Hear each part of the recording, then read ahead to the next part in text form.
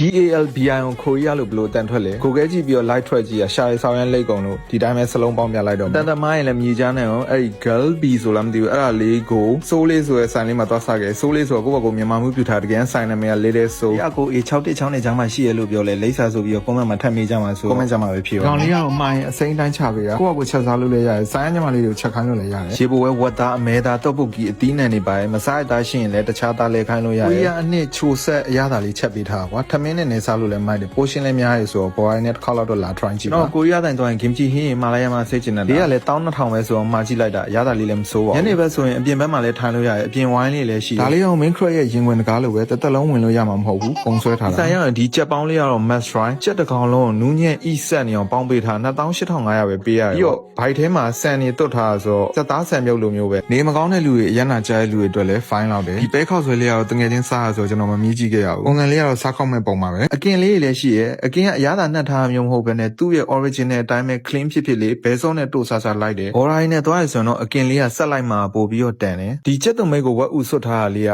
ကင်ပြီးတော့ကင်ချီနဲ့ဆက်လက်ရွက်နဲ့ထုတ်စားလိုက်ရင်တော်တော်မိုက်တယ် seafood တွေအမဲရှာတွေကအဲ့ cheese ပူပူမွေ့မွေ့လေးနဲ့တို့စားလိုက်ရင်ညှိနှမ်းပြော့ပြီးတော့တော်တော်လေး fine တယ် cheese လေးတွေကတော့အပူပေးလိုက်ရင်အေးပျော်ပြီးတော့နည်းနည်းဆွဲဆန့်လို့ရပါတယ်သူနဲ့မင်းကြားဆက်ဆံရေးရတော့ဘယ်နည်းနဲ့မှဆွဲဆန့်လို့မရဘူး